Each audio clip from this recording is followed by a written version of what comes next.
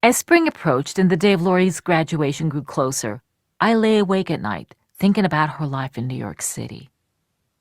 "In exactly 3 months," I said to her, "you'll be living in New York." The following week I said, "In exactly 2 months and 3 weeks, you'll be living in New York." "Would you please shut up?" she said. "You're not nervous, are you?" I asked. "What do you think?" Lori was terrified. She was not sure what she was supposed to do once she got to New York. That had always been the vaguest part of our escape plan. Back in the fall, I'd had no doubt that she could get a scholarship to one of the city's universities. She'd been a finalist for a National Merit Scholarship, but she'd had to hitchhike into Bluefield to take the test, and she got rattled when the trucker who picked her up put the moves on her. She arrived nearly an hour late and botched the test. Mom, who supported Lori's New York plans and kept saying she wished she were going to the big city herself, suggested that Lori apply to the Cooper Union Art School. Lori put together a portfolio of her drawings and paintings, but just before the submissions deadline, she spilled a pot of coffee on them, which made Mom wonder aloud if Lori had a fear of success. Then Lori heard about a scholarship sponsored by a literary society for the student who created the best work of art inspired by one of the geniuses of the English language. She decided to make a clay bust of Shakespeare. She worked on it for a week, using a sharpened popsicle stick to shape the slightly bulging eyes in the goatee and earring and longish hair. When it was finished, it looked exactly like Shakespeare. That night, we were all sitting at the drafting table watching Lori put the final touches on Shakespeare's head when Dad came home drunk. "That does indeed resemble old Billy," Dad said. "Only thing is, as I've been telling you, he was a goddamn fake." For years, every time Mom brought out Shakespeare's plays, Dad would carry on about how they'd been written not by William Shakespeare of Avon, but by a bunch of people, including someone named Earl of Oxford, because no single person in Elizabethan England could have had Shakespeare's 30,000-word vocabulary. "All this bunk about Billy Shakespeare," Dad would say, "the great genius despite his grammar school education, his small Latin and less Greek, was a lot of sentimental mythology." "You're helping perpetrate this fraud," he told Lori. "Dad, it's just a bust," Lori said. "That's the problem," Dad said. He studied the sculpture, then suddenly reached over and smeared off Shakespeare's mouth with his thumb. "What the hell are you doing?" Lori cried out. "It's no longer just a bust," Dad said. "Now it has symbolic value. You can call it Mute Bard." "I spent days on that," Lori shouted, "and you've ruined it." "I elevated it," Dad said. He told Lori he would help her write a paper that would demonstrate that Shakespeare's plays had multiple authors, like Rembrandt's paintings. "By God, you'll set the literary world on edge," he said. "I don't want to set the world on edge," Lori screamed. "I just want to win a stupid little scholarship." "God damn it, you're in a horse race, but you're thinking like a sheep," Dad said. "Sheep don't win horse races." Lori didn't have the spirit to rework the bust. The next day, she smushed the clay into a big glob and left it on the drafting table. I told Lori if she hadn't been accepted into an art school by the time she graduated, she should go to New York anyway. She could support herself with the money we'd saved until she found a job, and then she could apply to school. That became our new plan. Everyone was mad at Dad, which gave him a case of the sulks. He said he didn't know why he even bothered to come home anymore, since he no longer got the slightest bit of appreciation for his ideas. He insisted he wasn't trying to keep Lori from leaving for New York, but if she had the sense that God gave a goose, she would stay put. "New York is a sorry-ass sinkhole," he said more than once, "filled with faggots and rapists." She'd get mugged and find herself on the streets, he warned, forced into prostitution, winding up a drug addict like all those runaway teenagers. I'm only telling you this because I love you, he said, and I don't want to see you hurt. One evening in May, when we'd been saving our money for almost 9 months, I came home with a couple of dollars I'd made babysitting and went into the bedroom to stash them in Oz. The pig was not on the old sewing machine. I began looking through all the junk in the bedroom and finally found Oz on the floor. Someone had slashed him apart with a knife and stolen all the money. I knew it was Dad, but at the same time, I couldn't believe he'd stoop this low. Lori obviously didn't know yet. She was in the living room humming away as she worked on a poster. My first impulse was to hide Oz. I had this wild thought that I could somehow replace the money before Lori discovered it was missing. But I knew how ridiculous that was. 3 of us had spent the better part of a year accumulating the money. It would be impossible for me to replace it in the month before Lori graduated. I went into the living room and stood beside her, trying to think of what to say. She was working on a poster that said Tammy in day-glow colors. After a moment, she looked up. "What?" she said. Lori could tell by my face that something was wrong. She stood up so abruptly she knocked over a bottle of India ink and ran into the bedroom. I braced myself, expecting to hear a scream. But there was only silence. And then, a small, broken whimpering. Lori stayed up all night to confront Dad, but he didn't come home. She skipped school the following day in case he returned, but Dad was AWOL for 3 days before we heard him climbing the rickety staircase to the porch. "You bastard!" Lori shouted. "You stole our money!" "What the goddamn hell are you talking about?" Dad asked. "And watch your language." He leaned against the door and lit a cigarette. Lori held up the slashed pig and threw it as hard as she could at Dad, but it was empty and nearly weightless. It struck his shoulder lightly, then bounced to the floor. He bent down carefully, as if the floor beneath him could shift at any moment, picked up our ravaged piggy bank, and turned it over in his hands. "Someone sure as hell gutted old Oz, didn't they?" He turned to me. "Jeanette, do you know what happened?" He was actually half grinning at me.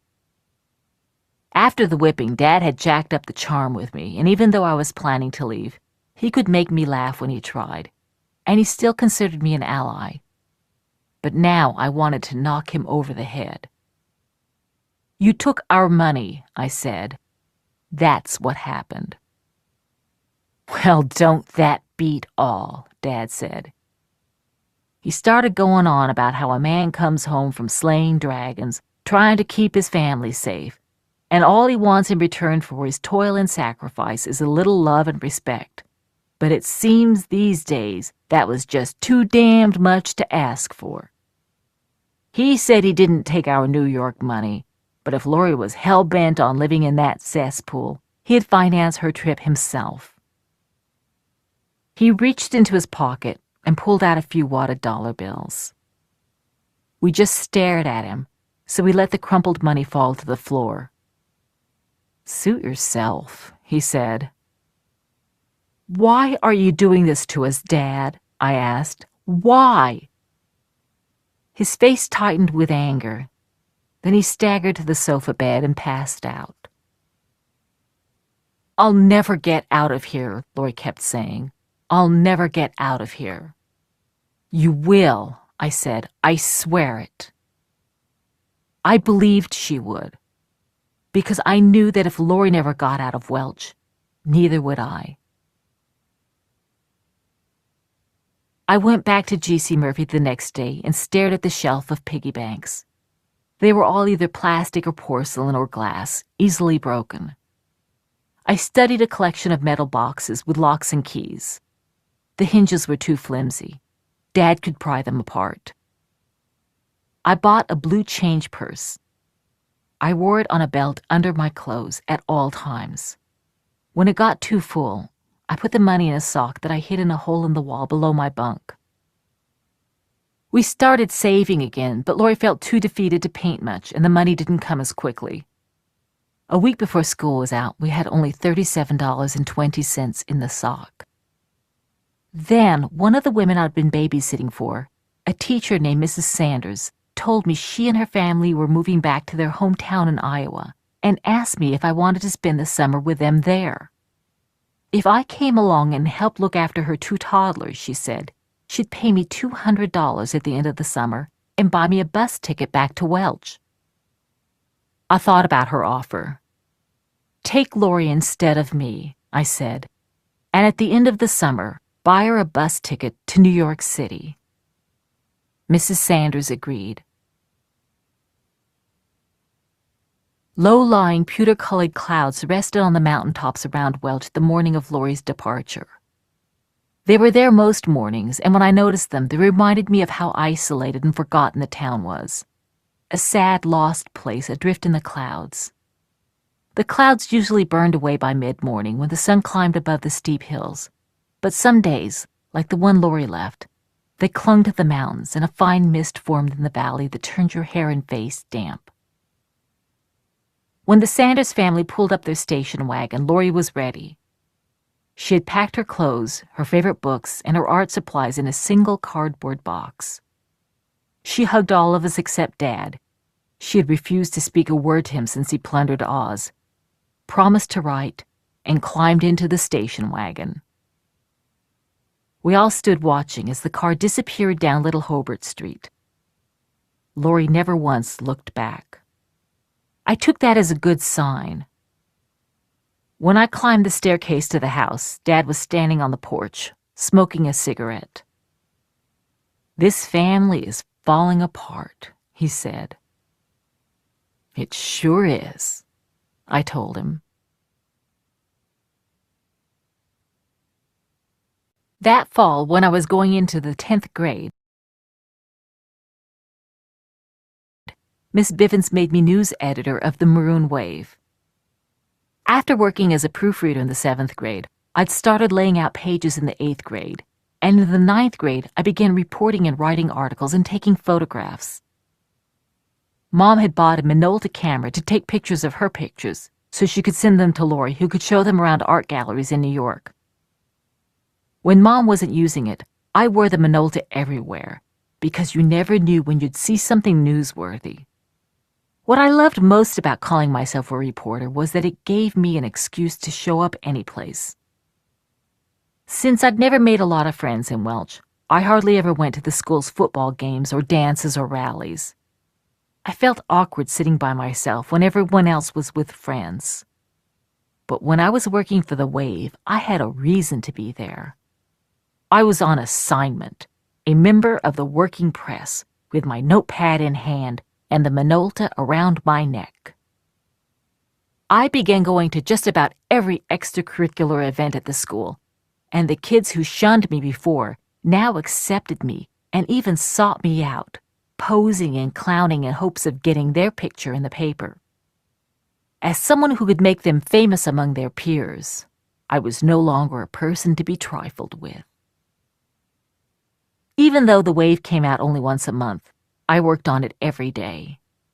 Instead of hiding in the bathroom during lunch hour, I spent it in Miss Bivens's classroom, where I wrote my articles, edited the stories written by other students, and counted the letters and headlines to make sure they fit the columns. I finally had a good excuse for why I never ate lunch. "I'm on deadline," I'd say. I also stayed after school to develop my photographs in the darkroom, and that had a hidden benefit. I could sneak into the cafeteria once everyone had left and dig through the garbage pails. I'd find industrial-sized cans of corn that were nearly full and huge containers of coleslaw and tapioca pudding. I no longer had to root through the bathroom wastebaskets for food, and I hardly ever went hungry again. When I was a junior, Miss Bivens made me the editor-in-chief, though the job was supposed to go to a senior. Only a handful of students wanted to work for the Wave, and I ended up writing so many of the articles that I abolished bylines. It looked a little ridiculous having my name appear 4 times on the front page. The paper cost 15 cents, and I sold it myself, going from class to class and standing in the hallways, hawking it like a newsboy.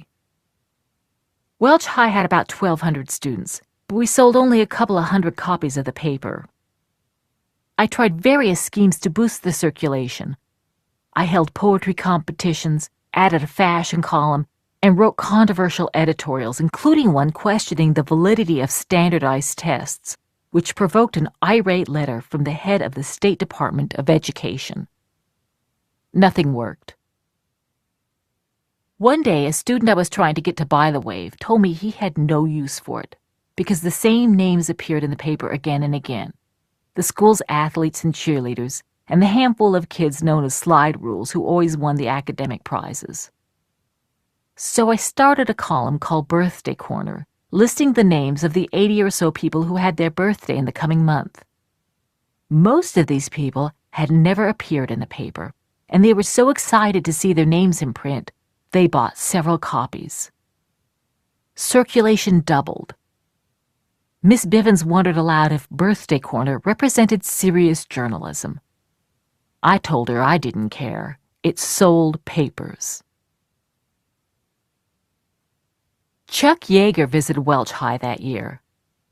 I'd been hearing about Chuck Yeager all my life from Dad, about how he'd been born in West Virginia, in the town of Myra on the Mud River over in Lincoln County, about how he joined the Air Force during World War II and had shot down 11 German planes by the time he was 22, about how he'd become a test pilot at Edwards Air Force Base high up on the Mojave Desert in California, and about how one day in 1947 he became the first man to break the sound barrier in his X-1, even though the night before he'd been up drinking and had been thrown from a horse and cracked some ribs. Dad would never admit to having heroes, but the brass-balled, liquor-loving, coolly calculating Chuck Yeager was the one man in the world he admired above all others. When he heard that Chuck Yeager was giving a speech at Welch High and that he'd agreed to let me interview him afterward, Dad could hardly contain his excitement. He was waiting on the porch for me with pen and paper when I got home from school the day before the big interview. He sat down to help me draw up a list of intelligent questions so I wouldn't embarrass myself in front of this greatest of West Virginia's native sons. What was going through your head when you first broke Mach 1? What was going through your head when A. Scott Crossfield broke Mach 2? What is your favorite aircraft? What are your thoughts on the feasibility of flying at the speed of light? Dad wrote up about 25 or 30 questions like that and then insisted we rehearse the interview. He pretended to be Chuck Yeager and gave me detailed answers to the questions he'd written out. His eyes got all misty as he described what it was like to break the sound barrier. Then he decided I needed some solid grounding in aviation history, and he stayed up half the night briefing me, by the light of a kerosene lamp, on the test flight program, basic aerodynamics, and the Austrian physicist Ernst Mach. The next day, Mr. Jack, the principal, introduced Chuck Yeager during assembly in the auditorium. He looked more like a cowboy than a West Virginian, with his horseman's gait and his lean, leathery face. But as soon as he started speaking, his voice was pure up hollow. As he talked, the fidgety students settled into their folding chairs and became enraptured by the legendary world-traveled man who told us how proud he was of his West Virginia roots, and how we too should be proud of those roots we all shared, and how, regardless of where we came from, each and every one of us could and should follow our dreams, just as he had followed his. When he finished talking, the applause about shattered the glass in the windows. I climbed up on the stage before the students filed out. "Mr. Yeager," I said, holding out my hand, "I'm Jeanette Walls with the Maroon Wave." Chuck Yeager took my hand and grinned. "Just spell my name right, ma'am," he said. so as my kin'll know who you're writing about." We sat down on some folding chairs and talked for nearly an hour. Mr. Yeager took every question seriously and acted like he had all the time in the world for me. When I mentioned various aircraft he'd flown, aircraft Dad had briefed me about, he grinned again and said, "Heck, I do believe we got an aviation expert on our hands." In the hallways afterwards, the other kids kept coming up to me to tell me how lucky I was.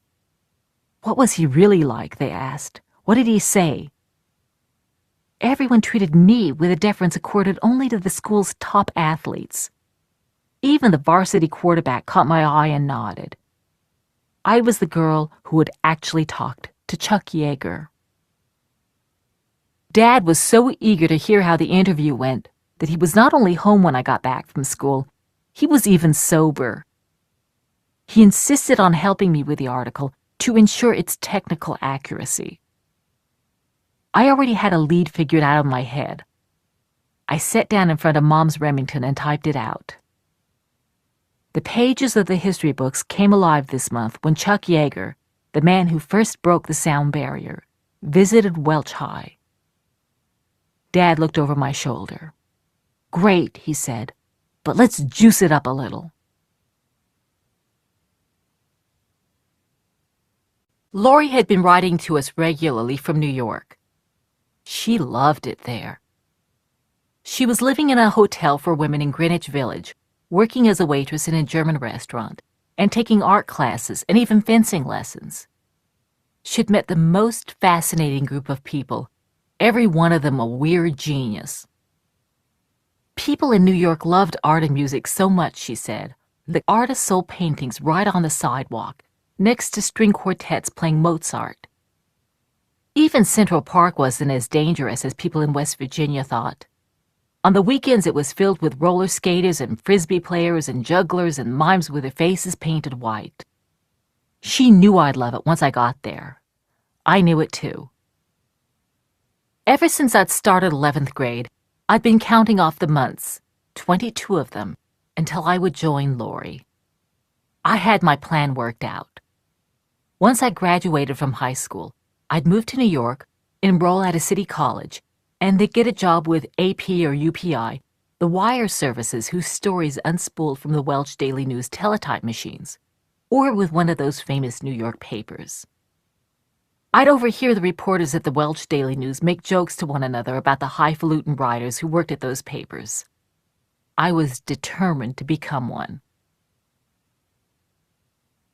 In the middle of my junior year, I went to Miss Katona, the high school guidance counselor, to ask for the names of colleges in New York. Miss Katona lifted the glasses that dangled from a cord around her neck and peered at me through them. Bluefield State was only 36 miles away, she said, and with my grades, I could probably get a full scholarship. "I want to go to college in New York," I said. Miss Katona gave me a puzzled frown. "Whatever for?" "That's where I want to live." Miss Katona said that in her view, this was a bad idea. It was easier to go to college in the state where you had attended high school. You were considered in-state, which meant acceptance was more likely and tuition was cheaper. I thought about this for a minute. Maybe I should move to New York City right now and graduate from high school there. Then I'd be considered in-state. Miss Katona squinted at me. "But you live here," she said. "This is your home." Miss Katona was a fine-boned woman who always wore button-up sweaters and stout shoes. She had gone to Welch High School, and it seemed not to have occurred to her to live anywhere else. To leave West Virginia, even to leave Welch, would have been unthinkably disloyal, like deserting your family. "Just because I live here now," I said, "doesn't mean I couldn't move." "That would be a terrible mistake. You live here. Think of what you'd miss. Your family and friends. And senior year is the highlight of your entire high school experience. You'd miss senior day. You'd miss the senior prom." I walked home slowly that evening, thinking over what Miss Katona had said. It was true that many grown-ups in Welch talked about how senior year in high school was the highlight of their lives. On senior day, something the school had set up to keep juniors from dropping out, the seniors wore funny clothes and got to skip classes. It was not exactly a compelling reason to stay on in Welch for one more year. As for the senior prom, I had about as much chance of getting a date as Dad did of ending corruption in the unions. I'd been speaking hypothetically about moving to New York a year early, but as I walked, I realized that if I wanted to, I could up and go. I could really do it. Maybe not right now, not at this minute. It was the middle of the school year, but I could wait until I finished 11th grade. By then I'd be 17. I had almost $100 saved, enough to get me started in New York. I could leave Welch in under 5 months. I got so excited that I started running.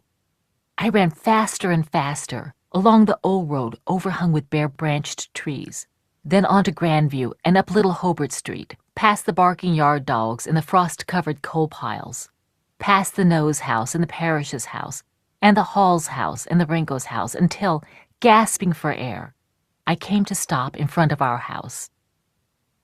For the first time in years, I noticed my half-finished yellow paint job. I'd spent so much time in Welch trying to make things a little bit better, but nothing had worked. In fact, the house was getting worse. One of the supporting pillars was starting to buckle. The leak in the roof over Brian's bed had gotten so bad that when it rained, he slept under an inflatable raft Mom had won in a sweepstakes by sending in Benson and Hedges 100 packages we dug out of trash cans. If I left, Brian could have my old bed. My mind was made up. I was going to New York City as soon as the school year was out. I clambered up the mountainside to the rear of the house. The stairs had completely rotted through, and climbed through the back window we now used as a door. Dad was at the drafting table working on some calculations, and Mom was going through her stacks of paintings. When I told them about my plan, Dad stubbed out his cigarette, stood up, and climbed out the back window without saying a word. Mom nodded and looked down, dusting off one of her paintings, murmuring something to herself. "So, what do you think?" I asked. "Fine. Go." "What's wrong?" "Nothing. You should go. It's a good plan." She seemed on the verge of tears. "Don't be sad, Mom. All right." "I'm not upset because I'll miss you," Mom said. "I'm upset because you get to go to New York and I'm stuck here. It's not fair." Lori, when I called her, approved of my plan. I could live with her, she said, if I got a job and chipped in on the rent. Brian liked my idea, too, especially when I pointed out that he could have my bed. He began making wisecracks in a lockjaw accent about how I was going to become one of those fur-wearing, pinky-extending, nose-in-the-air New Yorkers. He began counting down the weeks until I left, just as I had counted them down for Lori. "In 16 weeks, you'll be in New York," he'd say. The next week, "In 3 months and 3 weeks, you'll be in New York." Dad had barely spoken to me since I announced my decision. One night that spring, he came into the bedroom where I was up on my bunk studying. He had some papers rolled up under his arm. "Got a minute to look at something?" he asked. "Sure." I followed him into the living room, where he spread the papers on the drafting table. They were his old blueprints for the glass castle, all stained and dog-eared. I couldn't remember the last time I'd seen them. We'd stopped talking about the glass castle once the foundation we'd dug was filled up with garbage. "I think I finally worked out how to deal with the lack of sunlight on the hillside," Dad said. "It involved installing specially curved mirrors in the solar cells." But what he wanted to talk to me about was the plans for my room. "Now that Lori's gone," he said, "I'm reconfiguring the layout, and your room will be a lot bigger." Dad's hands trembled slightly as he unrolled different blueprints. He had drawn frontal views, side views, and aerial views of the glass castle. He had diagrammed the wiring and the plumbing. He had drawn the interiors of rooms and labeled them and specified their dimensions, down to the inches, in his precise, blocky handwriting. I stared at the plans. "Dad," I said, "you'll never build a glass castle." "Are you saying you don't have faith in your old man?" "Even if you do, I'll be gone. In less than 3 months, I'm leaving for New York City." "What I was thinking was that you don't have to go right away," Dad said. "I could stay and graduate from Welch High and go to Bluefield State, as Miss Katona had suggested, then get a job at the Welch Daily News. He'd help me with the articles, like he'd helped me with my piece on Chuck Yeager. And I'll build the glass castle, I swear it. We'll all live in it together. It'll be a hell of a lot better than any apartment you'll ever find in New York City. I can guarantee that." "Dad," I said, "as soon as I finish classes, I'm getting on the next bus out of here. If the buses stop running, I'll hitchhike. I'll walk if I have to. Go ahead and build the glass castle, but don't do it for me." Dad rolled up the blueprints and walked out of the room. A minute later, I heard him scrambling down the mountainside. It had been a mild winter, and summer came early to the mountains. By late May, the wild bleeding hearts and the rhododendrons had bloomed, and the fragrance of honeysuckle drifted down the hillside and into the house. We had our first hot days before school was out. Those last couple of weeks, I'd go from feeling excited to nervous to just plain scared, back to excited in a matter of minutes. On the last day of school, I cleaned out my locker and went to say goodbye to Miss Bivens. "I've got a feeling about you," she said. "I think you'll do all right up there.